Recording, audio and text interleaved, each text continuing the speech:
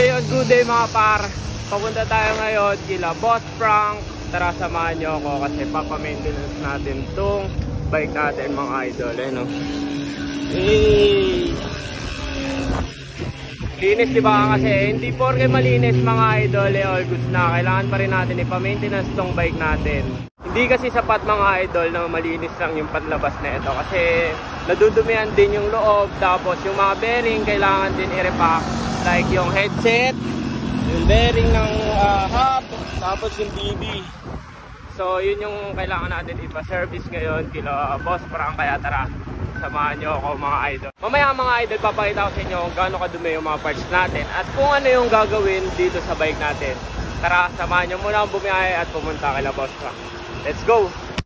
Eh, di ba ganun lang kabilis from Pasay to QC Broadway mga idol. Ay, nasa likod ko yung Save More Broadway, tas ito, papasok tayo rito. Tapos, ayan na yung Boss Frank.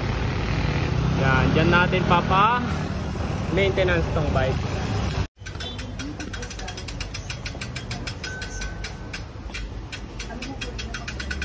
Morning po, ate ako. Kaya na sila problema. Sige lang, walang problema. Ayan mga idol, kinuha na yung bag natin. Sa inyong mga laman kay Boss Frank. Dami. Pagkakyat nga natin mga idol, ito agad bumungad sa atin. Sobrang daming DT6 hub, tapos meron pang mga high-end bike. At ito yung maangas, pulsos na lefty mga idol. Ayun na nga, inumpasa na ang baklasin yung bearing sa wheelset natin mga idol. Binaklas na rin yung chain.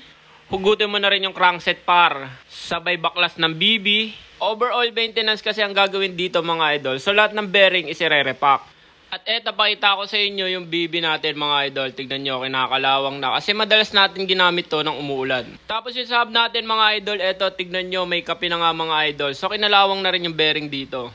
At ayun, binaba na yung wheelset natin para linisan. Ibababa na rin tong mga parts natin para naman i-degreaser para mas malinis at matanggal yung dumi at kalawang. Kaya di porket malinis yung bike nyo mga idol, ganun-ganun na lang. Kailangan nyo pa rin siya ipa-maintenance. O diba, ganun lang abilis, inakyat na agad mga idol. So ayan, papakita ko sa inyo kung gano'n nakalinis yung mga parts natin. At eto na nga yung resulta mga idol. Sobrang linis na ng bearing natin. Tsaka nalalagyan ng ceramic grease. Ops, teka lang mga idol. Bago pala yan lagyan ng grease, eto muna ang gagawin dyan. Bali, i-ultrasonic pa yan after linisan ng mabuti. Mali pala yung pinakita natin. Dun pala sa malaki mga idol kasi marami yung parts na i-ultrasonic. Nandyan na lahat, bearing, cogs, chain.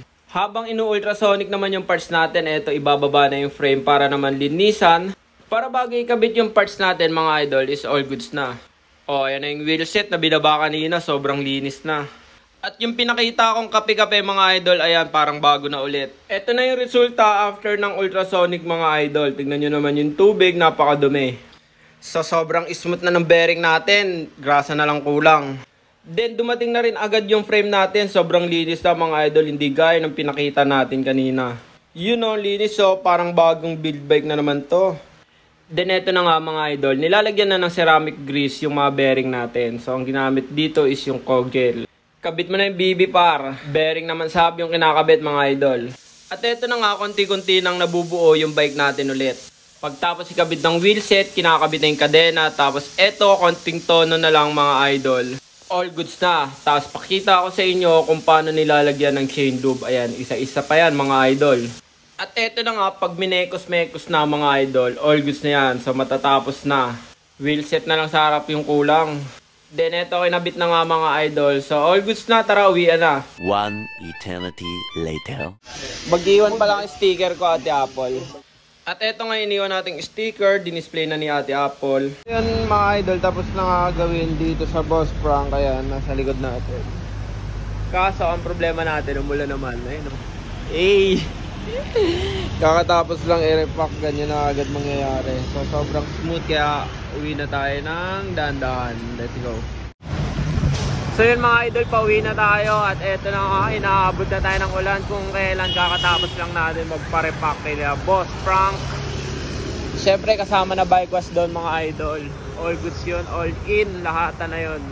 Bike maintenance na yun mga idol. Tapos ganito naman, umulan, so wala rin yung linis. Pero buti, okay naman yung mga bearing kasi na-repack na nga yun. Kaya all goods pa rin kahit umulan. Linisan lang natin sa pag-uwi ng bahay.